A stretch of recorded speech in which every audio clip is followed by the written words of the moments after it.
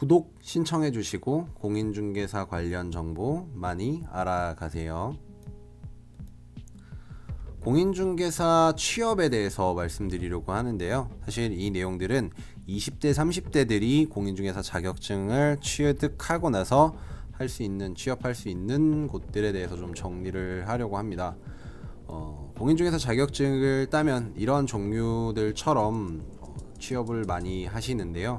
이 중에서 공기업, 사기업의 경우에는 공인중개사 자격증을 땄다고 들어가는 분야라기보다는 본인이 부동산 학과라든지 아니면 경영학과에 나왔는데 부동산 관련 회사들, 공기업, 사기업을 들어갈 때 약간 스펙 종류로 따시는 분들이 요즘 많아요. 20대들 분들도 보면은 스펙 종류로 많이 이렇게 따시고 하는데 그런 분들의 내용이고요.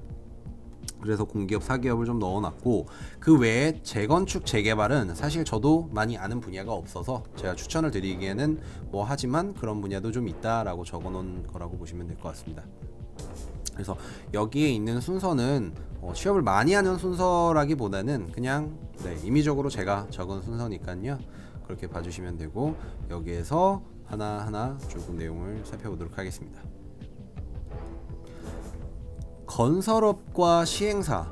건설업은 여러분이 알고 있는 건물을 올리는 업체이고, 시행사 같은 경우에는 건물 토지를 매입해서 건물을 올리는, 시행을 시켜주는 그런 회사를 얘기를 하는데, 이 건설업과 시행은 사실 부동산과 뗄 수 없는 관계이죠. 그러다 보니까 장점은 말 그대로 부동산과 공생관계인 건설, 이쪽을 많이 배울 수 있는 기회를 가질 수 있다는 게 가장 큰 장점인 것 같습니다.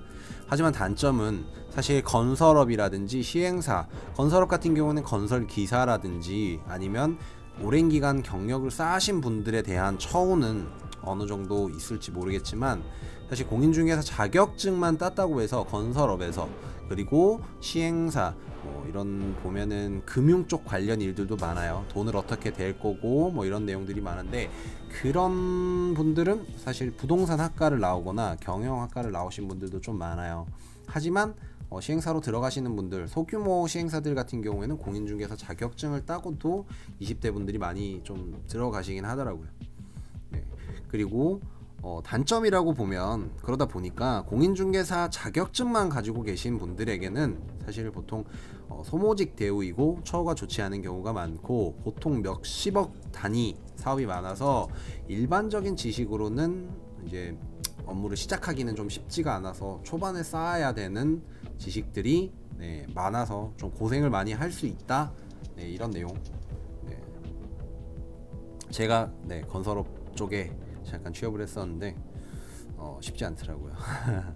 대우를 많이 제대로 안 해줘서 공인중개사들은 너 말고 다른 사람 또 뽑으면 돼 라고 생각하시는 소모적인, 그냥 부품적으로 사용하시는 경우들이 많아서 그렇다라고. 하지만 또 좋은 처우에서 많이 발전을 할 수 있는 분야인 거는 확실한 것 같습니다. 경매 투자 전문 회사입니다. 경매는 부동산 투자의 꽃이라고 할 정도로 시장이 큽니다. 다양한 것들이 나오죠. 아파트, 상가, 원룸, 다주택, 단독주택, 토지, 다양한 자동차까지도 나오기도 하고요.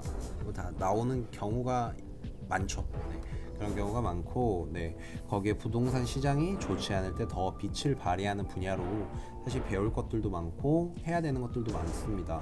그러다 보니까 경력이 쌓이면서 이 내공의 다양한 케이스를 보면서 쌓여지는 이 내공의 능력이 정말 무시를 못하거든요. 그래서 경력이 쌓이는 만큼 전문성 제고가 가능해서 이 누적되는 전문 지식을 바탕으로 본인의 투자로 연결하기가 쉽습니다. 그래서 단점으로는 배울 양이 광범위하고 초기 진입이 쉽지 않다라는 게 큰 단점인데요. 그러니까 다양한 케이스를 봐야 되는데, 초반부터 이걸 내가 다양한 케이스를 볼 수는 없잖아요. 사례를 들을 수는 있겠지만 그래도 직접 보고 느끼고 이런 시간이 많이 필요하기 때문에 배울 양이 광범위하고 초기 진입이 좀 쉽지 않다라고 제가 판단을 했고요. 분양업 같은 경우에는 파트는 빌라, 오피스텔, 상가, 아파트 분양이 대표적이고요. 토지 분양은 제가 이쪽은 네, 설명드리기가 좀 애매한 것 같더라고요. 제가 들어보면 이쪽은 네, 제가 추천 절대 하지 않는 분야 중에 하나거든요. 제가 나중에 따로 제가 아는 부분에 대해서 한번 얘기를 드릴 수 있는 내용을 만들어 보도록 하고요. 네, 분양업 같은 경우에는 부동산에서 단기간 자본 없이 돈을 많이 벌 수 있음이라고 얘기 드렸는데 이 분양업은 사실 다른 업종들 같은 경우에는 약간 전문성이 필요하고 공인중개사 자격증이 필요하지만 분양업은 공인중개사 자격증 없으신 분들도 상당히 많으세요. 그리고 그런 분들이 영업 능력을 갖추고 한 어느 정도 여기에 개발 호재라든지 내용을 알고 판매를 하시는 경우들이 생각보다 많아서 그런 분들이 도리어 큰 수익을 영업 능력이 있으신 분들이 큰 수익을 내는 경우들도 많고, 그리고 이런 약간 전문 지식 습득 대비 수익이 좀 저는 제가 봤을 땐 크다고 생각을 합니다. 나중에 필요한 전문 지식의 수준이 사실은 많이 그러니까 이 상승되는 요구하는 전문 지식의 양이 정말 크지는 않은 시장이라고 얘기를 많이 하더라고요. 약간 스킬이죠. 그런 스킬적인 것들 빼고는 영업 능력이나 스킬이 좀 필요한 편이고, 단점은 진짜 영업 능력이 없는 분들에겐 정말 좀 많이 안 맞을 수 있습니다. 부동산 중개업 같은 경우에는 좀 전문 스킬이나 이런 것들이 보다 중개를 위한 스킬들이 많이 필요한데, 이거는 사람을 대면하는 스킬이 보다 많이 필요하고 사람을 설득하는 능력, 가장 약간 말로 많이 이 업을 운영하시는, 다른 부동산 중개라고 하는 게 공인중개사 자격증을 이용해서 하시는 게 다 말로 설명하고 하지만, 이 분양업 같은 경우에 사람을 대하는 능력이라든지 아니면 말하는 언변이라든지 이런 걸 바탕으로 돈을 만들어낼 수 있는 업종인데, 영업 능력이 좀 없다, 그런 부분이 없다고 하시는 분들은 사실 이거는 약간 센스 같은 부분이 많이 들어가는 것 같아서, 본인의 센스나 이런 것들이, 그래서 안 맞는 사람에게는, 사람을 대하는 게 쉽지 않은 사람에게는 끝까지 좀 힘들 수 있는 그런 직업군이라고 저는 생각이 듭니다. 중개업, 공인중개사 자격증을 따면 가장 많이 취업할 수 있는 분야가 중개업인 것 같아요. 많이 취업을 하시고요. 이쪽 중개를 하시기 위해 공인중개사 자격증을 따시는 분들도 많고요. 근데 이 중개업 같은 경우에는 크게는 원룸, 투룸, 오피스텔, 전월세, 매매, 중개 시장이 있고, 그리고 아파트 입주장, 그리고 아파트 입구 부동산, 그리고 상가 사무실 중개, 토지 중개. 아파트 입주장과 아파트 입구 부동산이 어떻게 다르고 한지는 제가 내용을 중개업에 관한 내용으로 해서 제가 가장 그나마 많이 알고 아는 내용이 좀 많은 분야인 것 같아서 내용을 따로 좀 빼가지고 설명을 전체적으로 이걸 하려고 하는데요. 중개업에 대해서만, 중개업의 장점과 단점에 대해서만 우선 얘기를 드리면, 장점은 진입장벽이 낮고 공인중개사 자격증 정도 지식을 통해서도 근무가 가능합니다. 토지 상가 이런 매매 시장 이런 같은 경우는 좀 제외가 되겠지만, 이 공인중개사 자격증 정도의 지식이면 사실 다 배울 건 다 배웠기 때문에 원룸 투룸 전월세 하고 아파트 매매하고 전월세 하고 이런 것들은 크게 무리가 없는 것 같아요. 그러다 보니까 공인중개사 자격증이 없으신 분들도 사무보조원으로 해가지고 일을 하시는 분들도 그런 분들이 더 잘한다, 이런 얘기를 많이 할 정도로 없으신 분들도 참 잘 하시는 것 같고요. 중개업의 단점은 사실 전문성 함양이 없는 단순 중개업은 미래 없어질 직업군에 속한다고 저는 생각을 합니다. 이 단적인 예가, 여행업을 보시면 항공권을 구매 대행을 해주고 호텔 예약을 대행해주고 이런 단순 업무만 하던 곳들은 지금 최근에 다 폐업을 하는 분위기거든요. 결국에 살아남지 못하는 그런 분위기인데, 이게 획일화된 정리해서 올려주는 온라인 업체들한테 결국에 지더라고요. 근데 똑같이 아파트 같은 경우에는 7층에 있거나 9층에 있거나 이런 것들 크게 상관없이 구매를 많이 하시는 것 같아요.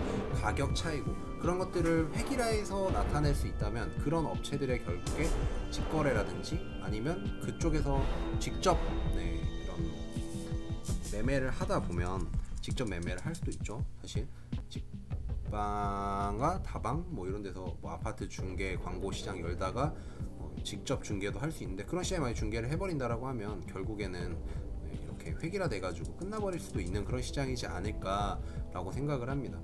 그리고 단순한 중개업일수록 초기 진입자들과 무한 경쟁을 해야 한다라는 사실이 있는데 이게 아파트의 상가에 내가 10년을 운영을 하더라도 옆집에 부동산이 작년에 오픈을 했더라도 사실 그 아파트를 하겠다라고 하고 생각을 하고 오신 분에게는 사실 이 더 싼 매물, 더 좋은 층수, 같은 가격이라면 더 좋은 층수 이런 거를 가지고 있는 부동산에게 결국에 하게 되거든요.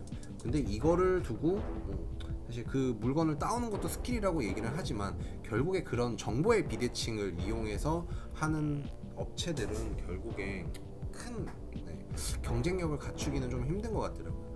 또 뭐 단적인 예로 보면 원룸 중개를 한다라고 봤을 때 대학가 인근에서 원룸 중개를 하고 있다라고 하면 참 큰 시장이니까 그쪽에서 원룸 중개를 하는데 내가 30대에 시작해서 20년을 했든 거기서 이제 그러면은 40살이 됐건 아니면은 뭐 50대가 된 사람과 이제 지금 시작하고 처음 시작하는 20대 후반 30대 초반에 있는 사람과 경쟁을 한다라고 하면 사실 내가 아무리 오래 했다 하더라도 원룸 중개에서 내가 장점을 가지고 어떻게 이 사람이 나이가 더 많으시니까 신뢰감이 있네 라기보다는 이분이 더 좋은 매물을 소개시켜줬네 얘 그냥 단순하게 기대어 중개 거래가 일어나기 때문에 사실 오래 했다고 큰 장점을 가질 수 없기도 합니다.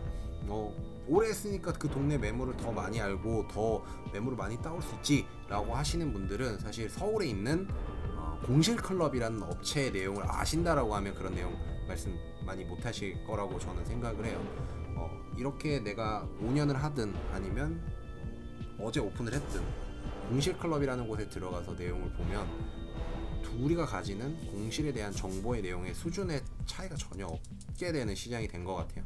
그런 게 좀 있는 것 같습니다. 앞으로도 내용 많이 꾸준히 올릴 테니까요. 구독 많이 부탁드리고요. 여기 추천되는 동영상들도 많이 시청 부탁드립니다. 감사합니다.